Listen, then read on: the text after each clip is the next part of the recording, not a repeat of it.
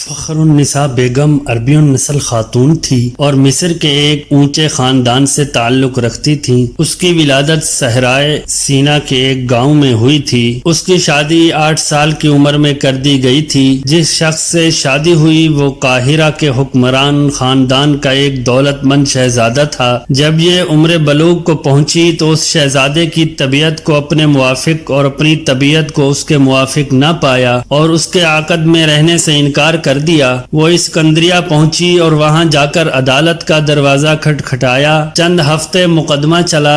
عدالت میں مفصل بیان ہوئے اور فیصلہ اس کے حق میں کر دیا گیا۔ اب اس کی زندگی کا دوسرا اور نیا دور شروع ہوا۔ اس نے اپنی مرضی اور پسند سے ایک اور شخص سے نکاح کر لیا جو اس کے خاندان سے تعلق رکھتا تھا اور مصری فوج میں جنرل کے عہدے پر فائز تھا۔ یہ شخص جوان اور خوبصورت تھا اور اپنی اس بیوی سے انتہائی محبت کرتا تھا۔ فخر النساء کے بطن سے اس کے 3 لڑکے پیدا ہوئے جن میں سے 2 تو شیرخواری کے عالم میں وفات پا گئے اور ایک زندہ رہا۔ اسی اثناء میں اس کے شوہر کو ایک جنگی مہم پر جانے کا حکم ہوا۔ وہ بچے کو اپنے ساتھ لے گیا۔ سوء اتفاق کے دوران جنگ میں باپ دشمن کے ہاتھوں قتل ہو گیا اور لڑکا ہنگامے میں گم ہو گیا۔ فخر النساء کو اس حادثے کی اطلاع پہنچی تو سخت پریشان ہوئی۔ وہ اسکندریہ سے واپس اپنے رشتہ داروں کے ہاں پہنچی لیکن اطمینان کی دولت یہاں بھی مفقود تھی۔ بے چینی کے عالم میں وہ وطن سے نکلی اور کراچی، حیدرآباد، ملتان، لاہور ہوتی ہوئی افغانستان پہنچی اور کسی نہ کسی طرح امیر تیمور کے محل میں معمولی خادمہ کی حیثیت سے خدمات انجام دینے لگی۔ فخر النساء اگرچہ زیادہ تعلیم یافتہ نہ تھی اور شاہی محلات کے روایتی آداب و رسوم سے ناواقف تھی لیکن نہایت سلیقہ شعار،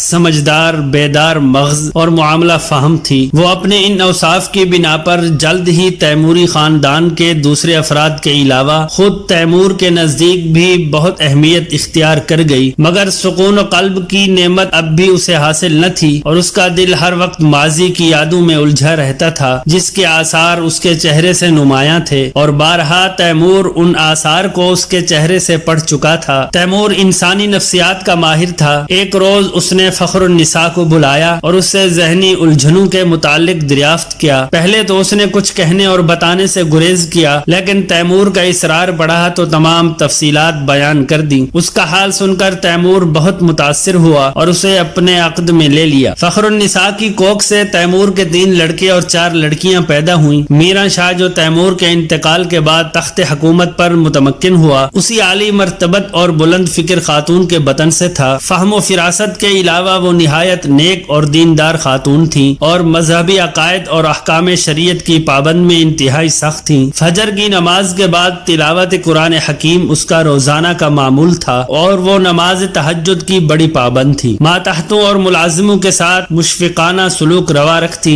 غریبوں اور ناداروں پر بدرجہ خیریت مہربان تھی۔ بے شمار مفلس اور بیوہ عورتیں، یتیم بچے اور نادار لوگ اس کے پاس آتے اور یہ دل کھول کر ان کی مدد کرتی۔ اس نے مستحقین کی ایک فہرست بنا رکھی تھی۔ وہ اپنے متعلقین اور تیمور کے مصاحبوں اور ندیموں کی امداد کرتی۔ تیمور کی وفات سن 807 ہجری 1405 عیسوی کو ہوئی تھی۔ اس سے چند روز بعد فخر النساء بیگم اللہ کو پیاری ہو گئی۔